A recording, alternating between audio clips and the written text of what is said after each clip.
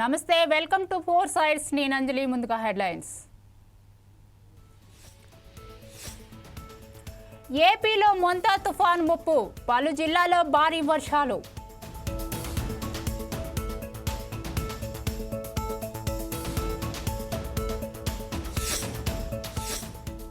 తుఫాన్ ప్రభావిత ప్రాంతాల్లో పర్యటిస్తున్న అధికారులు, నేతలు. ప్రజలు ఆందోళన చెందొద్దని భరోసా.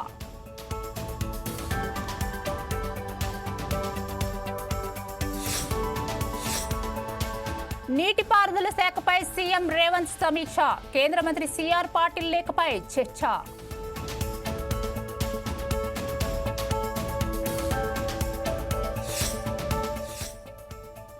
ఆలేరు ఎమ్మెల్యేపై బీఆర్ఎస్ నేతల ఫిర్యాదు, బీర్ల ఆయిలయ్య అవినీతి చేస్తున్నారని ఆరోపణ.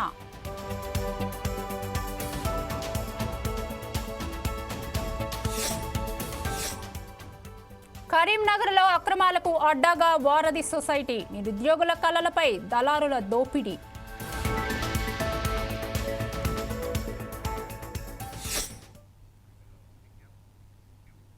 ఇక డీటెయిల్స్లోకి వెళ్తే, నీటిపారుదల శాఖ ఉన్నతాధికారులతో ముఖ్యమంత్రి రేవంత్ రెడ్డి సమీక్ష నిర్వహించారు. ఈ సమీక్ష సమావేశానికి మంత్రి Uttam Kumar Reddy, CM principal secretary Seshadri, secretary Manik Raj, నీటిపారుదల శాఖ ఉన్నతాధికారులు హాజరయ్యారు. ఈ సందర్భంగా కేంద్ర మంత్రి సిఆర్ పాటిల్ లేఖపై ఉన్న అధికారులతో చర్చించారు. ఇటీవల ముఖ్యమంత్రి రేవంత్ రెడ్డికి కేంద్ర జలశక్తి మంత్రి సిఆర్ పాటిల్ లేఖను పంపించారు. లేఖలో ప్రస్తావించిన అంశాలను అధికారులకు వివరించారు సీఎం. ఈ క్రమంలో ఏ విధంగా ముందుకెళ్లాలనే అంశంపై అధికారులకు పలు సూచనలు చేశారు. లేఖలో పేర్కొన్న ప్రాజెక్టులకు సంబంధించి ప్రాజెక్టు వారీగా అనాలిసిస్ చేసి పూర్తి స్థాయి నివేదికలను తయారు చేయాలని అధికారులను ఆదేశించారు. రాష్ట్రంలోని అన్ని డ్యాములపై స్టేటస్ రిపోర్ట్ తయారు చేయాలని సూచించారు. సుందిల్లా, అన్నారం, మేడిగడ్డ బ్యారేజీల పరిస్థితులపై సమీక్షలో సీఎం చర్చించారు. బ్యారేజీల రిపేర్లకు అవసరమైన ప్రణాళికలు సిద్ధం చేయాలని, ఇందులో సంబంధించిన ఏజెన్సీలే బాధ్యత వహించేలా చూడాలని అధికారులకు సూచించారు. ప్రాజెక్టుల వారీగా పూర్తి స్థాయి నివేదికల ఆధారంగా తదుపరి తీసుకోవాలని చర్యలపై నవంబర్ 2వ వారంలో మరోసారి సమీక్షా సమావేశం నిర్వహించాలని సీఎం రేవంత్ రెడ్డి నిర్ణయించారు.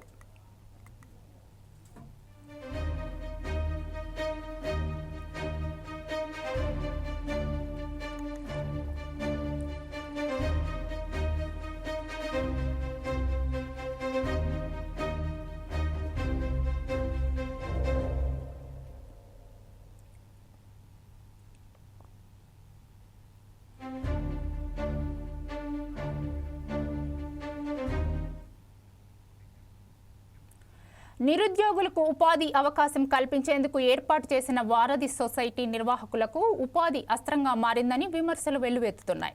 గత ప్రభుత్వంలో ఏర్పాటు చేసిన సొసైటీ నేటికి తన అక్రమ వ్యవహారాన్ని సాగిస్తుందనే ఆరోపణలు ఉన్నాయి. అయితే గత ప్రభుత్వం ప్రైవేట్ ఏజెన్సీలతో అవుట్ సోర్సింగ్ ఉద్యోగ నియామకాలు చేపట్టడం ద్వారా ఏజెన్సీలు నిరుద్యోగుల నుంచి చేసే ఆర్థిక దోపిడీ అరికట్టేందుకు కరీంనగర్ జిల్లాలో వారధి సొసైటీని ఏర్పాటు చేశారు. అవుట్ సోర్సింగ్ ఉద్యోగ నియామక ప్రక్రియకు శ్రీకారం చుట్టింది. అయితే ప్రారంభంలో సాఫీగా సాగినప్పటికీ కాలక్రమేణా వారధి సొసైటీ అక్రమాలకు అడ్డాగా మారిందని విమర్శలు వెల్లువెత్తుతున్నాయి. ఉద్యోగ నియామకాల్లో అడ్డగోలుగా వసూలు చేస్తున్నారనే ఆరోపణలు వినిపిస్తున్నాయి.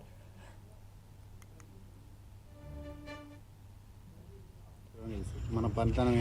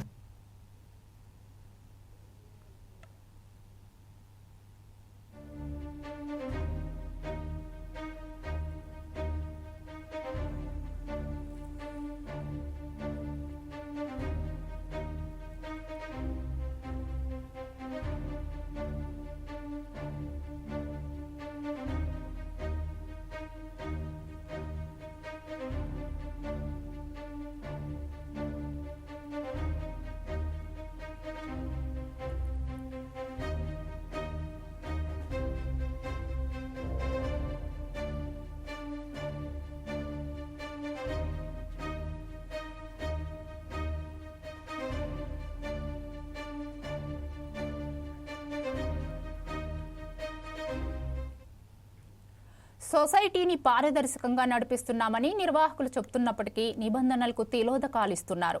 అక్రమ మార్గంలో నియామక ప్రక్రియ నడిపిస్తున్నారని, అవుట్ సోర్సింగ్ ఉద్యోగులను నియమించే సందర్భంలో కనీస అర్హతలను పరిగణలోకి తీసుకోకుండా రిజర్వేషన్ పద్ధతిని పూర్తిగా ఉల్లంఘిస్తున్నారని విమర్శలు వ్యక్తమవుతున్నాయి. అనుయాయులకు అవకాశం కల్పిస్తూ అక్రమాలకు పాల్పడుతున్నారని ఆరోపణలు వెల్లువెత్తుతున్నాయి. 4 సైడ్స్ టీవీస్ చేసిన స్టింగ్ ఆపరేషన్లో ఆశ్చర్యకరమైన వాస్తవాలు వెలుగు చూశాయి. మార్కెట్లో కూరగాయలను అమ్మినట్టుగా ఉద్యోగానికి ఒక రేట్ ఫిక్స్ చేసి మరీ నిరుద్యోగులను మోసం చేస్తున్నారు. కరీంనగర్కు చెందిన ఓ వ్యక్తి వారధి సొసైటీ ద్వారా ఉద్యోగం ఇప్పిస్తా అంటూ అమాయక నిరుద్యోగుల నుండి 70,000 రూపాయల నుంచి 1,50,000 వరకు వసూలు చేస్తూ బాండ్ పేపర్లపై రాతలు రాసి మోసం చేస్తున్నట్లు బయటపడింది. వారధి కార్యాలయంలోని ఉన్నతాధికారితో తనకు సంబంధాలు ఉన్నాయని, ఉద్యోగాలు వస్తాయంటూ నమ్మిస్తున్నాడు. ఇప్పటివరకు కరీంనగర్లోని గ్రంథాలయంలో అటెండర్ పోస్ట్, సబ్ రిజిస్టర్ కార్యాలయం, రెవెన్యూ కార్యాలయాల్లో ఉద్యోగాలు ఇప్పించినట్టుగా చెప్తున్నాడు.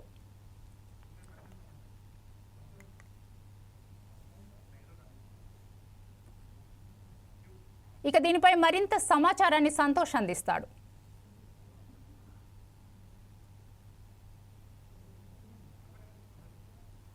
సంతోష్,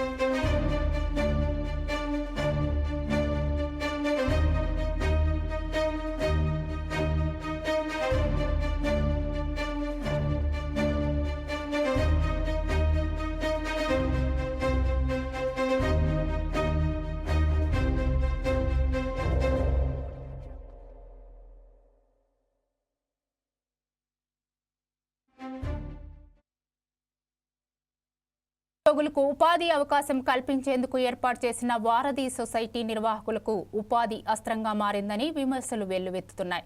గత ప్రభుత్వంలో ఏర్పాటు చేసిన సొసైటీ నేటికి తన అక్రమ వ్యవహారాన్ని సాగిస్తుందనే ఆరోపణలు ఉన్నాయి. అయితే గత ప్రభుత్వం ప్రైవేటు ఏజెన్సీలతో అవుట్ సోర్సింగ్ ఉద్యోగ నియామకాలు చేపట్టడం ద్వారా ఏజెన్సీలు నిరుద్యోగుల నుంచి చేసే ఆర్థిక దోపిడీ అరికట్టేందుకు కరీంనగర్ జిల్లాలో వారధి సొసైటీని ఏర్పాటు చేశారు. అవుట్ సోర్సింగ్ ఉద్యోగ నియామక ప్రక్రియకు శ్రీకారం చుట్టింది. అయితే ప్రారంభంలో సాఫీగా సాగినప్పటికీ కాలక్రమేణా వారధి సొసైటీ అక్రమాలకు అడ్డాగా మారిందనే విమర్శలు వెల్లువెత్తుతున్నాయి. ఉద్యోగ నియామకాల్లో అడ్డగోలుగా వసూలు చేస్తున్నారనే ఆరోపణలు వినిపిస్తున్నాయి.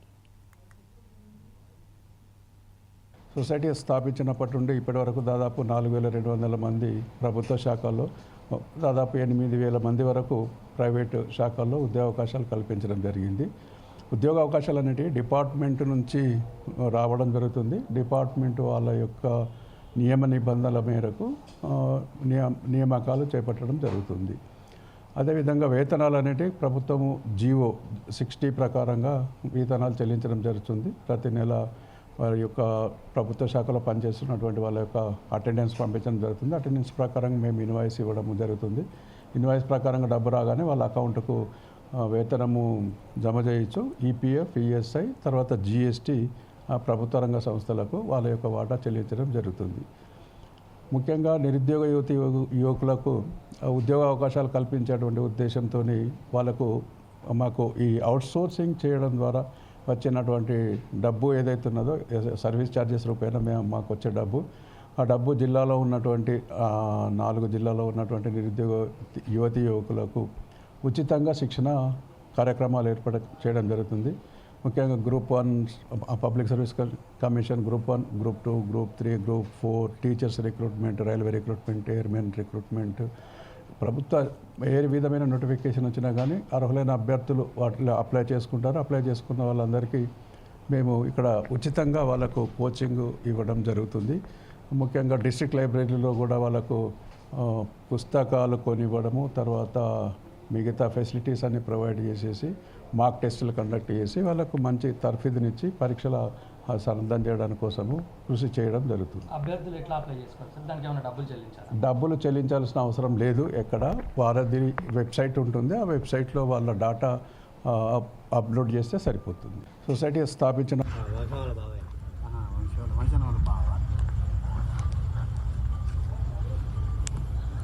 అయితే నాకు వీడి గురించి ఏం తెలియదు. మా వాళ్ళతో మాట్లాడి ఓకే అంటే స్టడీ చేస్తాను. అది ఎట్లా ఏంటిది ఏం చేయాలి అని అడుగుతాను.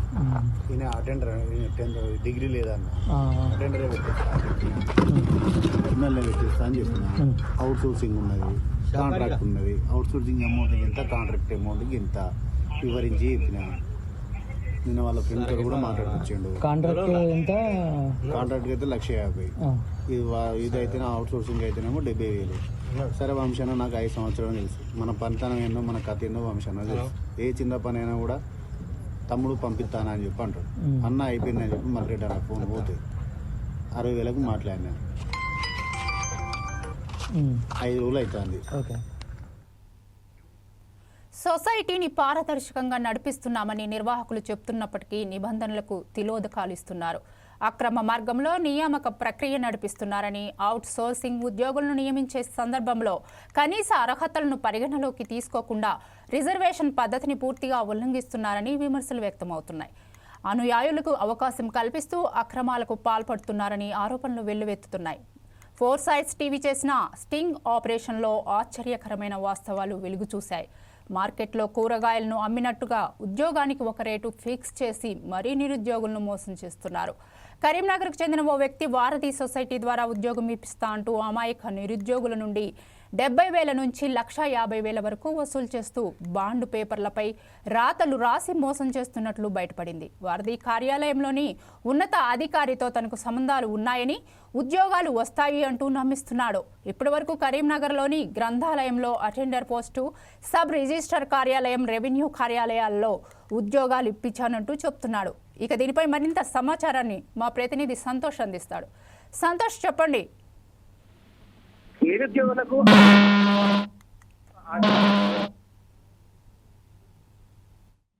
తెలంగాణ ప్రభుత్వం 2015 సంవత్సరంలో అయితే నిరుద్యోగులను వాళ్ళ కష్టాలను దృష్టిలో ఉంచుకొని అయితే వారధి సొసైటీ అని ఒక వారధిని అయితే తీసుకురావడం జరిగింది. అయితే విద్యాభ్యాసం తర్వాత వారికి ఒక ఉన్నతమైన భవిష్యత్తును అందించేందుకైతే నిరుద్యోగులను భవిష్యత్తును దృష్టిలో ఉంచుకొని వారధి సొసైటీని అయితే ప్రవేశపెట్టింది. అందుకోసం వారు నేరుగా ఆన్లైన్ ప్రక్రియలో అప్లై చేసుకొని వారికి వారికి ఉండేటువంటి గ్రేడ్ ద్వారా, వారికి ఉండేటువంటి అర్హతల ద్వారా ఉద్యోగాలు అయితే లభించే అవకాశాలు అయితే ఉంటాయి. కానీ దీన్ని అదునుగా భావించినట్టు కొంతమంది దళారులు అయితే ఈ ఉన్నత అధికారులు తమ చేతుల్లో ఉన్నారు, వారధికి సంబంధించిన అధికారులు తమ చేతిలో ఉన్నారు, మీకు ఉద్యోగాలు ఇస్తామంటూ కూడా, ఉద్యోగాలు ఇప్పిస్తాము, డబ్బులు ఇస్తే మేము ఉద్యోగాలు ఇప్పిస్తామంటూ కూడా కొంతమంది దళారులు అమాయకమైనటువంటి నిరుద్యోగులను మోసం చేస్తున్నటువంటి పరిస్థితి అయితే నెలకొంది. కరీంనగర్ జిల్లా కేంద్రానికి సంబంధించినటువంటి పంజాల తిరుపతి అనే వ్యక్తి డాక్యుమెంట్ రైటర్ గా ఉన్నాడు. కరీంనగర్ కలెక్టరేట్ వద్ద తను డాక్యుమెంట్ రైటర్ గా ఉన్నాడు. అయితే కొంతమంది నిరుద్యోగులను ఆసరాగా తీసుకొని అయితే వారి వద్ద నుంచి డబ్బులు తీసుకొని సొమ్ము చేసుకుంటున్న పరిస్థితి అయితే ఉంది. అయితే 4 సైట్స్ టీవీ చేసినటువంటి స్ట్రింగ్ ఆపరేషన్ లో అయితే కొన్ని నిజాలు అయితే వెలుగులోకి వచ్చాయి. మనం విజువల్స్ లో చాలా క్లియర్ గా చూసుకోవచ్చు. తిరుపతి అనే వ్యక్తి అయితే విజువల్ లో మనకు కనిపిస్తున్నాడు. అతను ఏంటంటే ఒక వ్యక్తికి ఉద్యోగం ఇప్పిస్తాను, 10వ తరగతి చదువుకున్న వ్యక్తికి అయితే అటెండర్ పోస్ట్ కోసం 50,000 రూపాయల నుంచి 1,00,000 రూపాయలు అయితే అవుతాయి. జూనియర్ అసిస్టెంట్ పోస్ట్ కోసం అయితే 1,50,000 నుంచి 2,00,000 రూపాయల వరకు అయితే అవుతాయి. ఇది డైరెక్ట్ నేరుగా ఆన్లైన్ ప్రక్రియ ద్వారా చేసుకుంటే ఉద్యోగం వచ్చే అవకాశం ఉంటుందో ఏమో లేదో తెలియదు. కానీ నా ద్వారా వస్తే మాత్రం కంపల్సరీ నాకున్నటువంటి ఉన్నతాధికారుల పరిచయం ద్వారా ఉన్నటువంటి పరిచయాల ద్వారా అయితే కంపల్సరీ జాబ్ వస్తుందని అయితే నమ్మకంతో అయితే వాళ్ళ నమ్మకం వ్యక్తం చేపిస్తున్నాడు. అంతేకాకుండా వారికి నమ్మకం కుదిర్చే విధంగా అయితే బాండ్ పేపర్లను కూడా రాపిచ్చి వారికి బాండ్ పేపర్లను కూడా ఇస్తున్నాడు. కేవలం అప్లై చేసుకున్న 2 నెలల వ్యవధిలోనే వారికి ఉద్యోగం కల్పిస్తానంటూ కూడా నమ్మకమైన మాటలు కల్పిస్తూ వారిని మోసం చేస్తున్న పరిస్థితి. అయితే చాలా మంది అమాయకపు నిరుద్యోగులు ఏం చేస్తున్నారంటే ఇలాంటి దళారుల మధ్య వారి మాటలో నమ్ముకొని ఎంతో మంది డబ్బులు కూడా పెట్టి మోసపోతున్న పరిస్థితి. కానీ ఇలాంటి విషయాలు గతంలో ఎప్పుడు కూడా బయటికి రాలు. కాకపోతే ఇలా జరుగుతున్నాయనే ఆరోపణలు వస్తున్న క్రమంలో గతంలో కూడా ఎన్నో ఆరోపణలు వస్తున్నాయని చాలా పత్రికల్లో కూడా సోషల్ మీడియాల ద్వారా కూడా బయటకు వచ్చాయి. కానీ ఇలాంటి సంఘటనలు అధికారులకు తెలిసినా కూడా ఎందుకు వీటిపై చర్యలు తీసుకోవట్లేదన్న ఆరోపణలు కూడా వస్తున్నాయి. దీనికి వెనకాల చాలా పెద్ద పెద్ద హస్తాలు ఉన్నాయి. ఉన్నత స్థాయి అధికారులే కాకుండా జిల్లా స్థాయి అధికారులు కూడా దీని వెనుక ఉన్నారనే ఆరోపణలు కూడా వినబడుతున్నాయి. Thank you Santosh.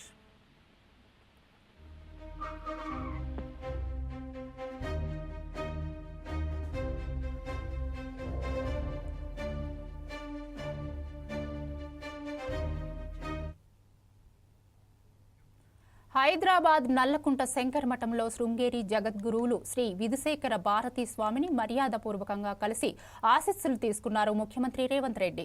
అనంతరం ఆలయంలో ప్రత్యేక పూజలు చేశారు. ధర్మ విజయయాత్రలో భాగంగా హైదరాబాద్కు విచ్చేశారు విధుశేఖర భారత స్వామి. ఈ సందర్భంగా వేములవాడ ఆలయం అభివృద్ధి వివరాలను సీఎం వివరించారు. ఈ కార్యక్రమంలో ప్రభుత్వం విప్ ఆది శ్రీనివాస్, శంకర్ మఠం ఆలయ సిబ్బంది తదితరులు పాల్గొన్నారు.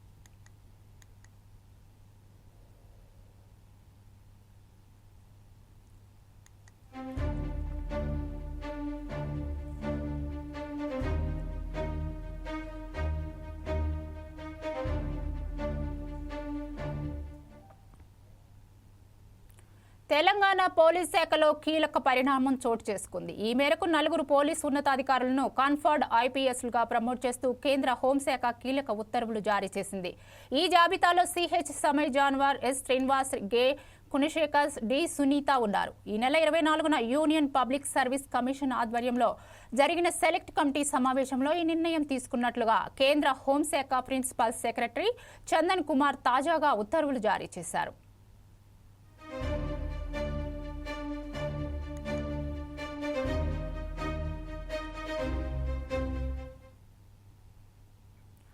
యాదగిరిగుట్ట పోలీస్ స్టేషన్లో ప్రభుత్వ whip Aler MLA Beerla Ailaiah BRS నాయకులు ఫిర్యాదు చేశారు. ఎమ్మెల్యే బీర్ల ఐలయ్య అవినీతికి పాల్పడుతున్నారని ఆరోపణలు చేస్తూ పోలీస్ స్టేషన్లో ఫిర్యాదు చేశారు. కేసు నమోదు చేసి ఎమ్మెల్యే అవినీతిపై విచారణ జరపాలని డిమాండ్ చేశారు.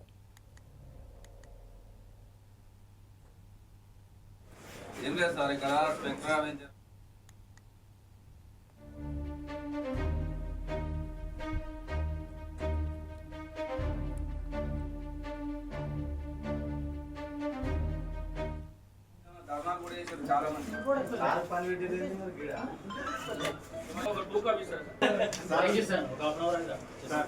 న్యాయం ఉంటేనే చేయండి.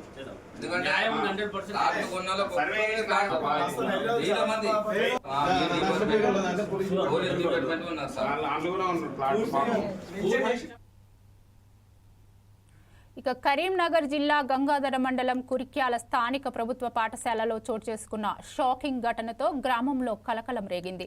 బాలికల వాష్రూంలో గోప్యంగా కెమెరాలు అమర్చి వీడియోలు చిత్రీకరించినట్లు ఆరోపణలు వెలుగులోకి రావడంతో తల్లిదండ్రులు తీవ్ర ఆగ్రహం వ్యక్తం చేశారు. పాఠశాలలో చదువుతున్న కొంతమంది బాలికలు వాష్రూంలో అనుమానాస్పదంగా మెరుస్తున్న కెమెరా పరికరాన్ని గమనించి ఆ విషయం తమ తల్లిదండ్రులకు తెలిపారు. ఈ విషయం తెలుసుకున్న తల్లిదండ్రులు పాఠశాలకు చేరుకొని ఆగ్రహం వ్యక్తం చేశారు. స్కూల్ ప్రిన్సిపాల్ పోలీసులకు సమాచారం అందించడంతో పోలీసులు కేసు దర్యాప్తులో స్కూల్ అటెండర్ యాకూబ్ బాషా ఈ నేరం చేసినట్లు తెలిపారు. ఘటనపై స్థానిక ప్రజలు స్కూల్ అటెండర్ను తీవ్రంగా శిక్షించాలి అంటూ తీవ్ర ఆగ్రహం వ్యక్తం చేస్తూ రోడ్లపై ధర్నా చేశారు. నా పేరు మేజర్ శ్రీనివాస్, మా విలేజ్ కుర్క్యాల గ్రామం. మా బిడ్డ ఇక్కడ హై స్కూల్లో 10th క్లాస్ అవుతుంది. ఇదివరకు ఇటువంటి అటెంప్ట్ ఈ యాకోబ్ అనే అటెండర్ ఇదివరకు చేసినట్టు ఆ పిల్లల మీద బాత్రూమ్ ముందర వీడియోలు తీసుడు, మార్పిడి చేసుడు ఇవన్నీ చేసినట్ట. టీచర్స్ కానీ సార్లు కానీ మా దగ్గర పేరెంట్స్ మీటింగ్ 2 నెలలకోసారి నెలకోసారి పెడతారు. కానీ ఎప్పుడు కూడా ఎటువంటి ట్రాఫిక్ మా దగ్గర రాలే. ఈరోజే వెళ్తుంది మాకు ఇది. ఇట్లా చేసి వీడియోలు చేసి క్లిప్పులు చేసి అటు ఇటు పంపించడం జరుగుతుంది. ఈ సార్లు మరి ఏం పట్టించుకుంటలేదు. మా పిల్లల భవిష్యత్తు మరి ఏం చేయాలనుకుంటారు? వాళ్ళకి ఇంకా లైఫ్ ఉన్నది, వాళ్ళు స్టడీ చేసేది ఉన్నది, వాళ్ళకు చాలా గొప్ప గొప్ప ఎదిగే అవకాశాలు వాళ్ళకు ఉన్నాయి. అటువంటి అవకాశం లేకుండా పిల్లలు ఇప్పుడే నల్లమొక్కతనం చెప్తుంది. ఈ హై స్కూల్ మరి ఏం చెప్తుంది మాకు ఏం అర్థం కాకుంటుంది. మా పేరెంట్స్కు చాలా ఇబ్బంది అవుతుంది. ముఖ్యాల గ్రామంలోని ప్రభుత్వ పాఠశాలలో దుర్మార్గుడైన అటెండరు బాలికల పట్ల చేసిన అసభ్యకరమైన ప్రవర్తన వలన ఈ పాఠశాలలోని బాలికలందరూ తీవ్ర ఇబ్బందులకు గురయ్యారు. మరి దుర్మార్గుడైన అటెండర్ను వెంటనే సస్పెండ్ చేసి వాడిపై ప్రభుత్వం కఠిన చర్యలు తీసుకోవాలి. ఎందుకంటే ఇలాంటి దుర్మార్గ పనులు చేసే దుర్మార్గుడి ఆలోచనలు కలిగిన ప్రతి ఒక్కడికి వీటికి విధించే శిక్ష చూసి భయపడే విధంగా ఈ ప్రభుత్వం ఈ దుర్మార్గుడైన అటెండర్ను శిక్షించాలని మేము డిమాండ్ చేస్తున్నాం. అదేవిధంగా పాఠశాలలో గతంలో సీటీని ఏర్పాటు చేసి మహిళలకు రక్షణ కల్పించిన విధంగా ప్రతి పాఠశాలలో ప్రతి ఉన్నత పాఠశాలకు ఒక పోలీస్ సిబ్బందిని ఏర్పాటు చేసి కరీంనగర్ జిల్లాలోని ఓ పాఠశాలలో యాకూబ్ బాషా అనే అటెండర్ విద్యార్థులపై లైంగిక వేధింపులకు పాల్పడిన ఘటన కలకలం రేపుతోంది. ఈ ఘటనపై కేంద్ర హోంశాఖ సహాయ మంత్రి బండి సంజయ్ కుమార్ తీవ్ర ఆగ్రహం వ్యక్తం చేశారు. ఘటనపై కరీంనగర్ జిల్లా కలెక్టర్ పోలీస్ కమిషనర్ లోతైన విచారణ చేయాలని కోరారు. ఈ వ్యవహారంలో సంబంధిత పాఠశాల హెడ్ మాస్టర్ నిర్లక్ష్యం ఉన్నట్లు తేలటంతో హెచ్ఎంను కూడా సస్పెండ్ చేశారన్నారు. లైంగిక వేధింపుల విషయంలో హెచ్ఎం ఇతర సిబ్బంది పాత్రపైన విచారణ కొనసాగుతోందన్నారు. వారిపై ఫోకో కేసు నమోదు చేసేందుకు వెనుకాడొద్దని ఇప్పటికే జిల్లా కలెక్టర్ పోలీస్ కమిషనర్ను కోరినట్లు తెలిపారు. కరీంనగర్లో ఓ ప్రైవేట్ చైల్డ్ రిహాబిలిటేషన్ సెంటర్ ప్రారంభోత్సవానికి విచ్చేసిన కేంద్ర మంత్రి బండి సంజయ్ గురుకుల పాఠశాలలో వరుసగా జరుగుతున్న ఘటనపై స్పందించారు. ఉస్నాబాద్ నియోజకవర్గంలోని వంగల్ గురుకుల పాఠశాలలో ఓ విద్యార్థి ఆత్మహత్య చేసుకున్న ఘటన తీవ్రంగా కలిచివేసిందని బండి సంజయ్ అన్నారు. గురుకులాల హాస్టళ్లపై ప్రత్యేక శ్రద్ధ పెట్టి తగిన చర్యలు తీసుకోవాలని ప్రభుత్వాన్ని డిమాండ్ చేశారు. గతంలో బీఆర్ఎస్ పార్టీ హయాంలో గదే జరిగింది. కాంగ్రెస్ పార్టీ హయాంలో మారుతుందంటే అంతకంటే ఎక్కువ జరుగుతున్నాయి. కాబట్టి ఒకసారి ఒక సంఘటన జరిగినప్పుడు దాని మీద పూర్తిస్థాయి విచారణ జరిపి కఠినంగా వివరించాల్సిన బాధ్యత ప్రభుత్వాల మీద ఉంటుంది. ఒక సంఘటన జరిగినప్పుడు మాట్లాడతారు, మళ్ళీ మర్చిపోతారు. కాబట్టి ఈ విధంగా విద్యార్థులు లోపలి జరుగుతుంది అన్నప్పుడు ఏం చర్యలు తీసుకోవాలని చెప్పి ప్రభుత్వం ఆలోచించాలి. కాబట్టి ఈ విషయంలో ప్రభుత్వం వెంటనే చర్యలు తీసుకోవాలని చెప్పి ఇటువంటి సంఘటనలు జరగకుండా ఏ విధంగా చర్యలు తీసుకోవాలని చెప్పి నేను ప్రభుత్వం డిమాండ్ చేస్తున్నాను. అది కూడా దారుణమైన సంఘటన. కాబట్టి ఆ పాఠశాల లోపల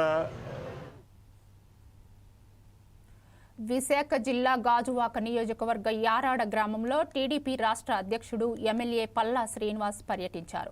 యారాడలో కొండ చర్యలు విరిగిపడడంతో ఆ ప్రాంతంలో ప్రజలు భయాందోళన చెందుతున్నారు. ఈ నేపథ్యంలో ఎమ్మెల్యే పల్లా వారికి ధైర్యం చెప్పారు. ఇప్పటికే సహాయక చర్యలు చేపడుతున్నట్లు తెలిపారు. ఎవరికి ఎటువంటి సహాయం కావాలన్నా అధికార యంత్రాంగం సిద్ధంగా ఉందన్నారు.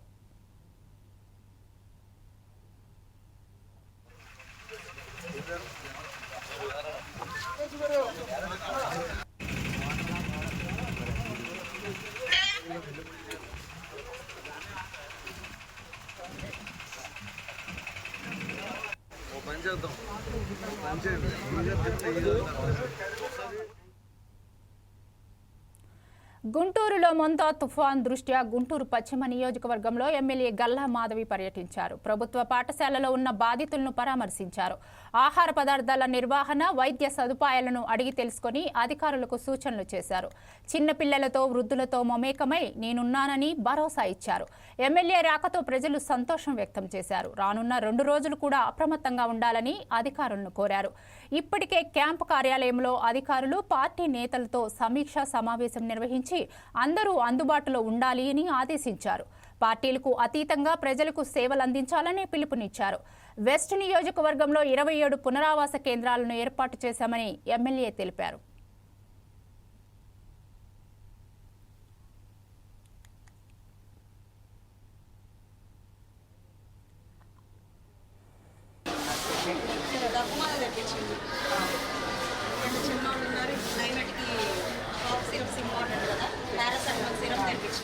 మెందా తుఫాన్ నేపథ్యంలో మన గుంటూరు పశ్చిమ నియోజకవర్గంలో కాస్త లోతట్టు ప్రాంతాల వాళ్ళందరినీ కూడా పునరావాస కేంద్రాలకు తరలించడం జరిగింది.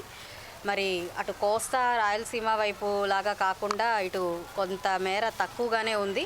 దాని నేపథ్యంలోనే అవసరమైన రీహాబిలిటేషన్ సెంటర్స్ అన్నీ కూడా ఏర్పాటు చేశాము.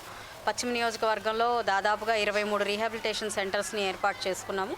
ఇప్పటికే దాదాపుగా 3 రీహాబిలిటేషన్ సెంటర్స్ పూర్తిగా నిండిపోయి ఉన్నాయి. మిర్చియాడ్ వైపు ఒకటి, ఇక్కడ పుల్లయ్య స్కూల్ ఒకటి, అదేవిధంగా చిన్మయ స్కూల్ ఒకటి, ఇలా 3 కూడా ఇప్పటికే నిండిపోయి ఉన్నాయి. ఈరోజు పుల్లయ్య హై స్కూల్లో ఉన్నాం ఇప్పుడు మనం ప్రస్తుతానికి. ఇక్కడ దాదాపుగా 180 మంది చేరుకోవడం జరిగింది. వారు రాత్రి నుంచే ఇక్కడ ఉండడం జరిగింది. రాత్రి సాంబార్ రైస్ మరియు కర్డ్ రైస్ అందించడం జరిగింది అధికారులందరూ కూడా. పొద్దున కూడా టిఫిను, మరి ఇప్పుడు లంచ్ కూడా ప్రొవైడ్ చేస్తామంటున్నారు. అందరూ సౌకర్యంగా ఉన్నారు. సరిపడా టాయిలెట్స్ అవన్నీ కూడా ఉన్నాయి. శానిటేషన్ కూడా ఎప్పటికప్పుడు క్లీన్ చేస్తూ ఉన్నారు. వాటర్ కూడా మంచిగా సురక్షితమైన మంచినీరే వీళ్ళకి అందరికీ అందిస్తూ ఉన్నారు. మరోవైపు కాకినాడ జిల్లా పగడాలపేట ఏర్పాటు చేసిన పునరావాస కేంద్రాలను రూరల్ ఎమ్మెల్యే పంతం నానాజీ పరిశీలించారు. తుఫాను బాధితులను కలిసి వారి వివరాలను తెలుసుకున్నారు. అక్కడ ఏర్పాట్లను పర్యవేక్షించి భోజనాలు వడ్డించి వారితో కలిసి భోజనం చేశారు. ఈ సందర్భంగా ప్రభుత్వం అధికారులు సమన్వయంతో పనిచేస్తున్నారని కాకినాడ రూరల్ ఎమ్మెల్యే పంతం నానాజీ అన్నారు. పునరావాస కేంద్రాల దగ్గర అన్ని ఏర్పాట్లు బాగున్నాయని కొనియాడారు. ఈ కార్యక్రమంలో స్థానిక కూటమి నాయకులు పాల్గొన్నారు.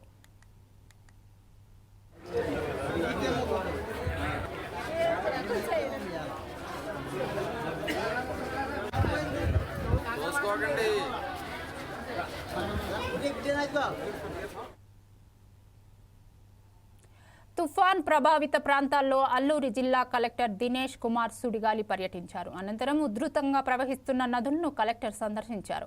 ఎటువంటి ప్రమాదాలు వాటిల్లకుండా 24 గంటలు అధికారులు పర్యవేక్షిస్తుండాలని ఆదేశించారు. ఏజెన్సీలో తుఫాన్ ప్రభావిత ప్రాంతాలన్నీ అప్రమత్తం చేశారు. తుఫాన్ కారణంగా ఎటువంటి విపత్తులు ఎదురైనా ఎదుర్కొనేందుకు అధికార యంత్రాంగం పటిష్ట చర్యలు చేపట్టినట్లు తెలిపారు.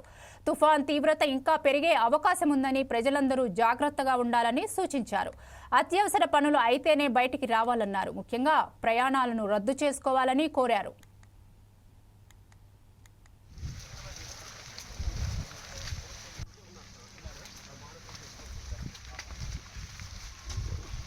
మోంతా సైక్లోన్ గురించిన అలర్ట్ మెసేజెస్ కానీ వార్నింగ్ కానీ లాస్ట్ 3 రోజుగా రాష్ట్ర వ్యాప్తంగా ఎస్పెషల్లీ ఏఎస్ఆర్ జిల్లాలో ఎక్కడెక్కడ దీనికున్న తీవ్ర ప్రవాహం ఉంటుందో ఆ ప్రాంతం అందరికీ కూడా ఈ అప్రమత్తంగా ఉండవలసిన వాళ్ళ అలర్ట్ మెసేజ్ ఇవ్వడం జరిగింది.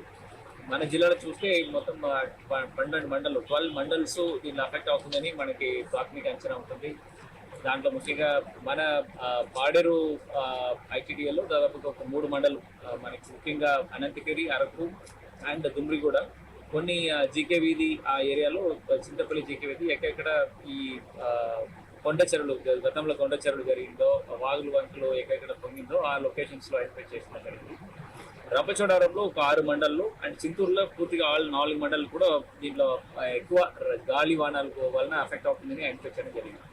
సో మనకి వివిధ శాఖల నుంచి మనకి రోడ్లో ఎక్కడైనా చెట్లు పడిపోతే క్లియర్ చేసేసి వాహనాలని రెస్యూమ్ చేయడానికి కావాల్సిన చర్యలు కానీ, ఎలక్ట్రిసిటీ గాలి వాహనాలు 60 to 70 km/h వచ్చినప్పుడు ఈ ఆల్ ది ఎలక్ట్రిసిటీ లైన్స్ని డౌన్ చేసేసి మళ్ళీ వర్షాలు వెళ్ళిన తర్వాత మళ్ళీ అప్ చేయడానికి కావాల్సిన ప్రయత్నాలు, ఎక్కడెక్కడ పోల్ కానీ ఏదైనా పడిపోతే అది ఇమీడియట్గా రెస్యూమ్ చేయడానికి, రివైవ్ చేయడానికి కావాల్సిన మెటీరియల్ అండ్ మ్యాన్ పవర్ అన్ని కూడా రెడీ చేసి పెట్టడం జరిగింది. మొంతా తుఫాన్ కారణంగా కర్నూలు జిల్లా కొసగిలో వర్షం దంచికొట్టింది. దీంతో వాగులు వంకలు పొంగి పొర్లుతున్నాయి. కోసిగిలోని ఉరికింద రోడ్లో ఉన్న చాపవంకకు వరద నీరు పోటెత్తడంతో సుమారు 4 గంటల పాటు రాకపోకలకు అంతరాయం ఏర్పడింది. ఒకరొకరు చేతులు పట్టుకొని ప్రజలు చాంపవాక దాటారు. ఇప్పటికే అధికారులు ప్రజలకు హెచ్చరికలు జారీ చేసి సహాయ సహకారాలు అందజేశారు. చాపవంక వద్ద ప్రయాణికులను, విద్యార్థులను అప్రమత్తం చేస్తూ వంకను దాటించారు. యువకులు సాయంతో ఎలాంటి ఇబ్బందులు లేకుండా ప్రయాణికులను వాగు దాటించారు. సుమారు గంటల పాటు ట్రాఫిక్ జామ్ కావడంతో వాహనాలు బారులు తీరాయి. వరద ఉధృతి తగ్గిన తర్వాత ముందుకు సాగాయి.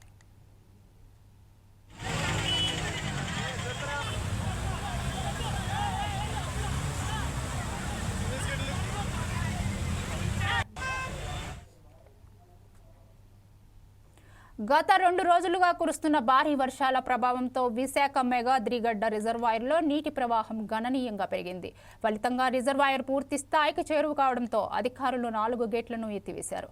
దీంతో రిజర్వాయర్ దిగువ ప్రాంతాలకు భారీగా నీరు విడుదల అవుతోంది. లోతట్టు ప్రాంత ప్రజలు అప్రమత్తంగా ఉండాలని అధికారులు సూచించారు.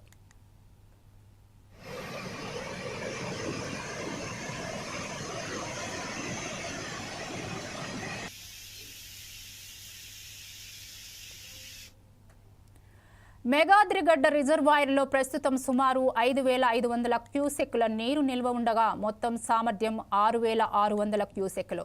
నీటి మట్టం మరింత పెరగకుండా ముందస్తు చర్యగా అధికారులు గేట్లను ఎత్తివేసినట్లు తెలిపారు. వర్షాలు ఇంకా కొనసాగుతున్న నేపథ్యంలో పరిస్థితిని నిరంతరం పర్యవేక్షిస్తున్నామని చెప్పారు. అవసరమైతే మరిన్ని గేట్లు ఎత్తివేస్తామని నీటిపారుదల శాఖ అధికారులు వెల్లడించారు.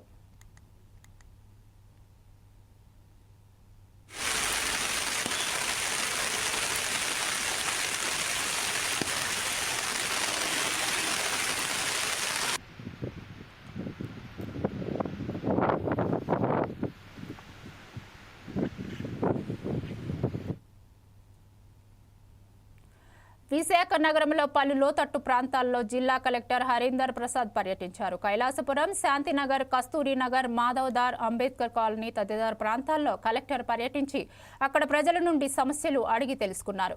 కొన్ని చోట్ల కూలిపోయిన గోడలను, మరికొన్ని చోట్ల విరిగిన చెట్లను, కొండవాలు ప్రాంతం వద్ద కొట్టుకుపోతున్న మట్టి దిబ్బలను ఆయన పరిశీలించారు. ఆయా ప్రాంతాల్లో ప్రజలకు ఎటువంటి ఇబ్బందులు పడకుండా ఉండేలా చర్యలు తీసుకోవాలని స్థానిక అధికారులకు ఆదేశించారు. మేము అప్పు చేసి ఇవన్నీ తీసుకున్నాం తప్ప ఎవ్వరు తీయలేదు సార్ ఇప్పటివరకు. ఇప్పుడు మట్టి తీయడానికి కూడా అప్పు చేసి తీసుకోవాలి సార్. అలా చేసాం. చెట్టు పడిపోయింది సార్. ఆ చెట్టు పడిపోయింది.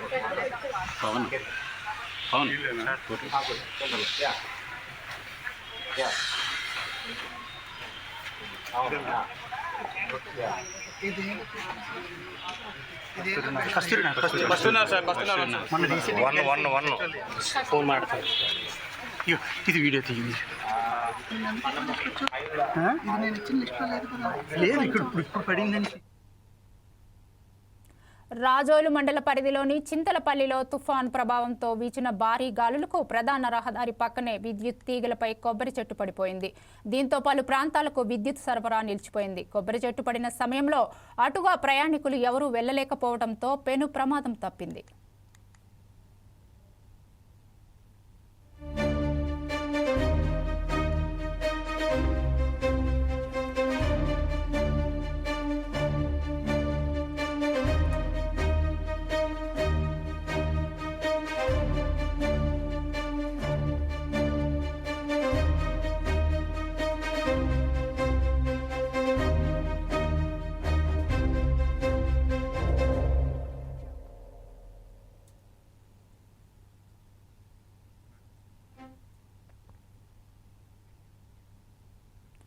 మంచిర్యాల జిల్లా బెల్లంపల్లిలో వీధి కుక్కల స్వైర విహారం చేస్తున్నాయి. హనుమాన్ బస్తీలో పాలు అమ్ముకుంటూ వెళ్తున్న వృద్ధురాలు దారవెల్లి లక్ష్మిపై వీధి కుక్కలు దాడి చేసి తీవ్రంగా గాయపరిచాయి. దాంతో బాధితురాలను వెంటనే కాలనీ వాసులు 108 కాల్ చేసి అంబులెన్స్లో ప్రభుత్వ ఆసుపత్రికి తరలించారు. వీధి కుక్కలు తరచూ దాడి చేస్తున్నాయని కాలనీ వాసులు ఆవేదన వ్యక్తం చేశారు. మున్సిపల్ అధికారులు కుక్కలను ఇతర ప్రాంతాలకు తరలించాలని కోరుతున్నారు.